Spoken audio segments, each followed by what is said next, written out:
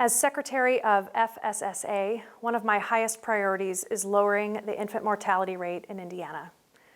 On a more personal level, I'm also a pediatric emergency room physician.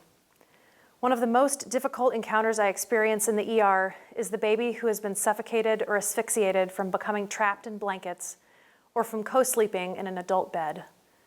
It is heartbreaking. One of the greatest tragedies is a death that could have been prevented. As the director of the Department of Child Services and a former pediatric emergency nurse, I've seen too many families mourn the loss of their babies because of unsafe sleep practices. A significant number of infant deaths we are called to investigate is due to unsafe sleep.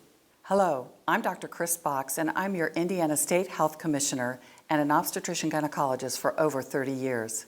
We would like to talk to you about a crisis in our state, Indiana's infant mortality rate. For years, Indiana has had one of the highest infant mortality rates in the nation.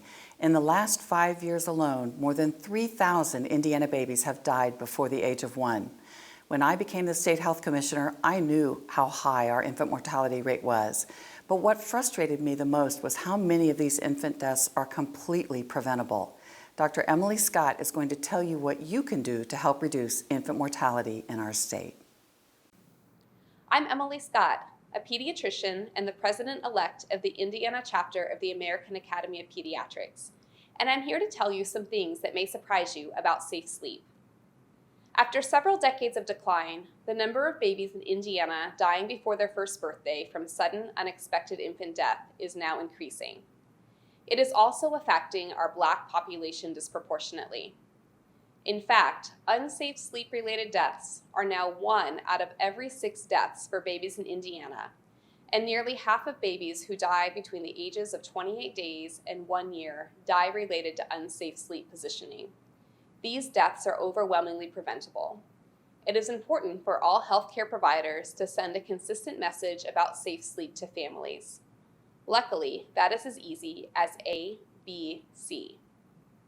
A, alone. Babies need to sleep alone in their own sleeping space. New recommendations state that babies should sleep in the same room with their parents, but in a separate space. This makes it easier for a baby to be breastfed at night. A baby should never sleep in the same bed with their parents. When a baby shares a sleeping surface with others, their risk of death from suffocation or entrapment increases. B, back. Babies need to sleep on their back, never on their side or belly. It is important that parents always place their baby on their back to sleep, for every sleep, both bedtime and naps. We are still fighting a myth that babies who spit up while they are on their back will choke.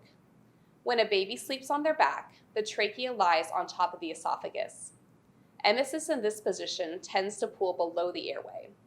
However, when a baby is sleeping on their belly, the esophagus lies on top of the trachea. In fact, when a baby spits up on their belly, gravity pulls the emesis to the opening of the trachea, making it more likely that a baby will choke. Having pictures like this one in your office can help explain why back to sleep is safest to families with confidence. This leads us to the last letter of the ABCs. C, crib. Babies need to sleep in a crib, bassinet, or pack-and-play. The sleep area should be empty and flat, with a tight-fitting sheet and a firm mattress that fits tight to the crib. It is important that all loose items, such as blankets, stuffed animals, and bumper pads, are removed from the crib. There should be nothing in the crib but baby. Some of you may have learned in training, like I did, that babies with reflux should sleep in an elevated position. Recommendations have changed because we know better now. Families should never be told to place their baby to sleep in a car seat, bouncy seat, swing, or other elevated device. When babies are placed to sleep elevated, they tend to slump over or slide down and can cut off their airway, leading to death. As healthcare providers, our call to action is to have a conversation with every family about what sleep looks like for their baby. We need to stress the importance of a safe sleep environment everywhere, at home, at grandparents' house, and at childcare, and every time, during naps and bedtime. Families frequently have questions such as, what do I do if my baby rolls over? What if my baby falls asleep in the car seat? Is my old crib safe? If you need help answering questions, go to safetosleep.nichd.nih.gov. If a family needs more help or additional resources, they can all call the Mom's Helpline. What would you do to save a baby's life? We may be able to save almost half of all babies who die between the ages of 28 days and 1 year. Know and share the ABCs.